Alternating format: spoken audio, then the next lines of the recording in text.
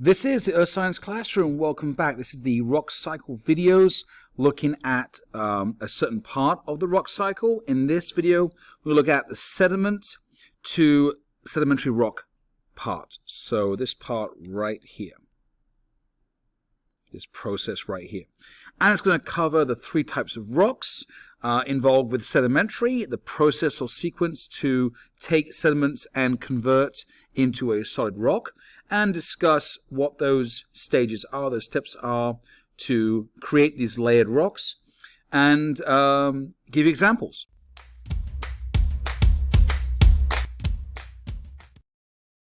So look at the pictures on the right hand side, and you've got this beautiful flowing turbulent river on the top picture showing the fluvial systems that are going to be part of this process in this video. We're looking at a beautiful picture of the Monument Valley in the border of Utah and Arizona, looking at one of the buttes, one of the mittens, which is mostly a mixture of sandstone, shale, and other sedimentary rocks, which we're going to discuss in this video, and also looking at this river delta, this ending point of this river flowing into this ocean or sea. Right here you see the delta and the sediment being transported and deposited in this type of environment. So if we concentrate on this highlighted red box and we're looking at sediment. Now sediment is fragments and pieces of pre-existing rock. Okay, so it's called the source rock, and sometimes it's called the parent rock. So where it comes from. Now, it could come from a pre-existing sedimentary rock, could come from an igneous rock, which we discussed in the other video, or it can come from a pre-existing metamorphic rock. Now, all of these rocks, besides the extrusive igneous rock, dry rock, like basalt, they're going to be at certain depths underground, under the surface. They could be a few feet under the surface, bedrock, or they could be hundreds of kilometers below. Now, how do we get this to be exposed and create sediment? A little recap from the last video is we need to have uplift,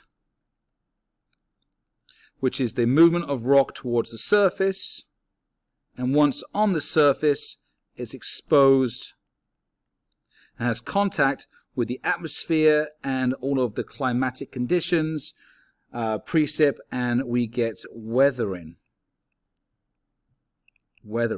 So we've made our sediment. We've broken down rock into smaller pieces, which we call sediment, or we call class as well.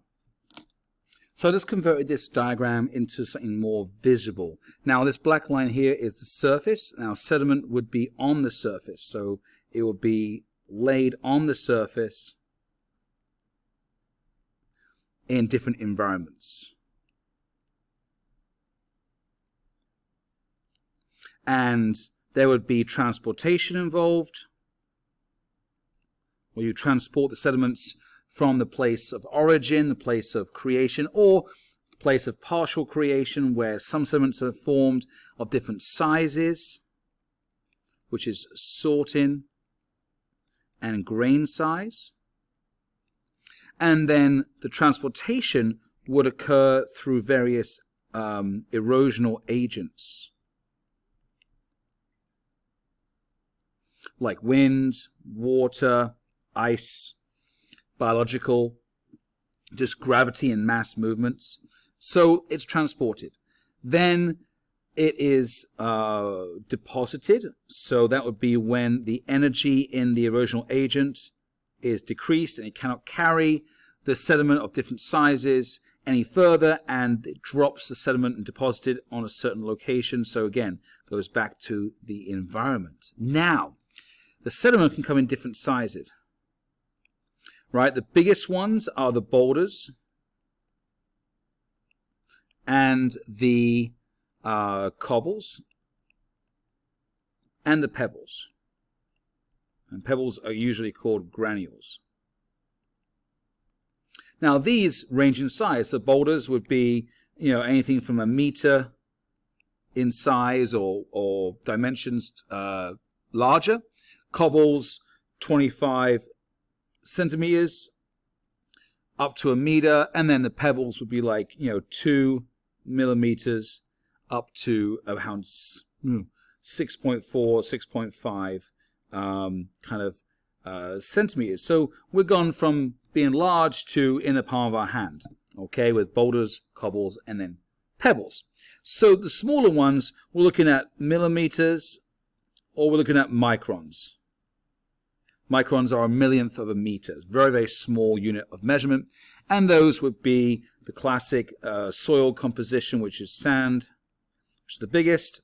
Silt is the medium size, and clay is very, very minute, very small. So looking at like up to 2 microns. Silt is, 2 microns to 0.006 millimeters.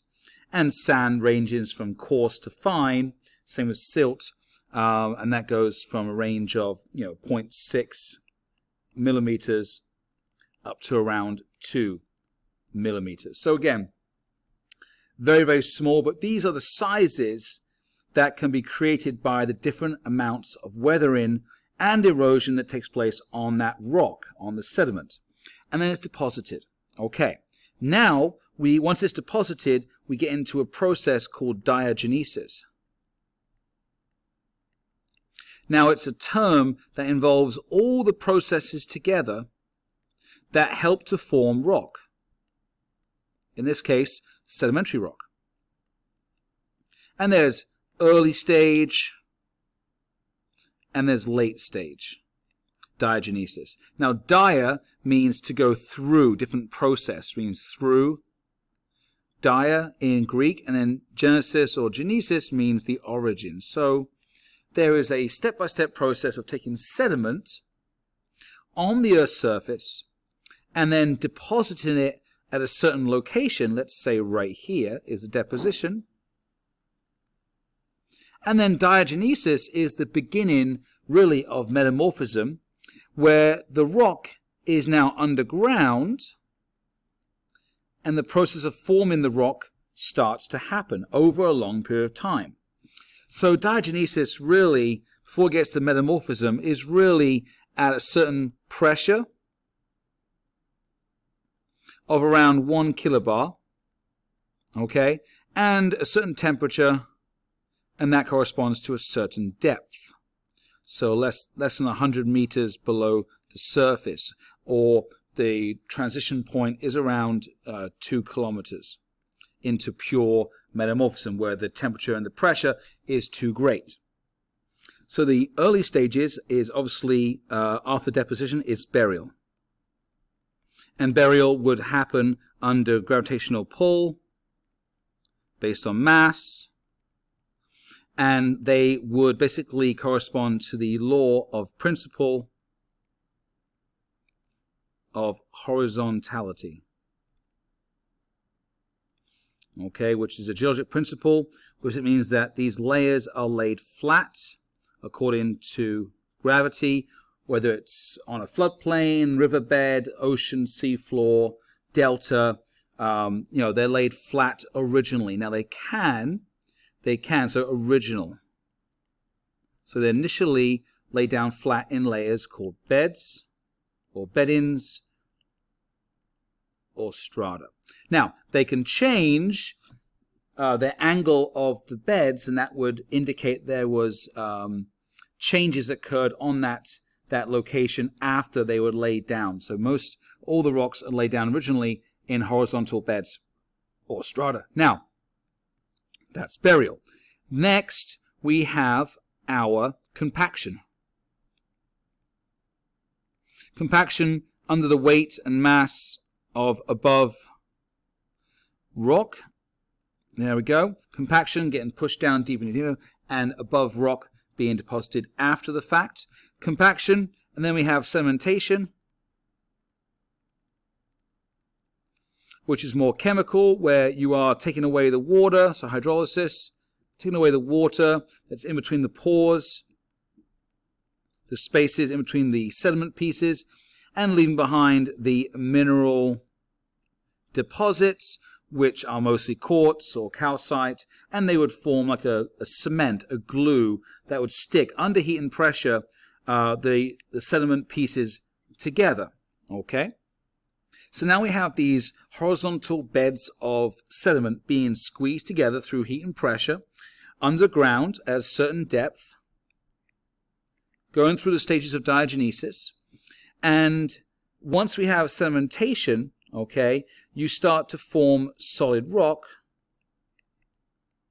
which is called consolidation, which is also a term that we use when we go from magma to igneous rock or lava. Okay, so you're making solid material from these unconsolidated original pieces, which is sediment right here. Now, we consolidated, and we also, the last part is we get what's called lithification. Now, lithic means rock or stone, cation means a process of. So you are making the process of making a rock.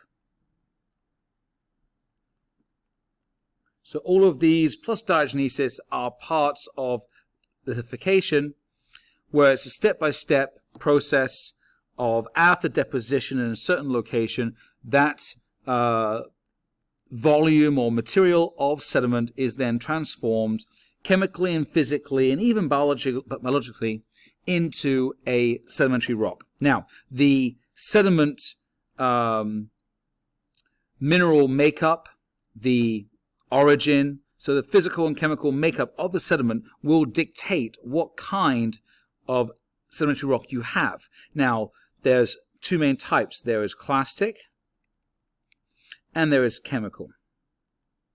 And we'll get onto that in a different video, explain that. So that is the two types of rocks you get with sedimentary, and they are directly, obviously, created by different kinds of sediment. All right, thanks everyone. Check out the next part 5, which takes sedimentary rock into metamorphic rock and continues that level of diagenesis.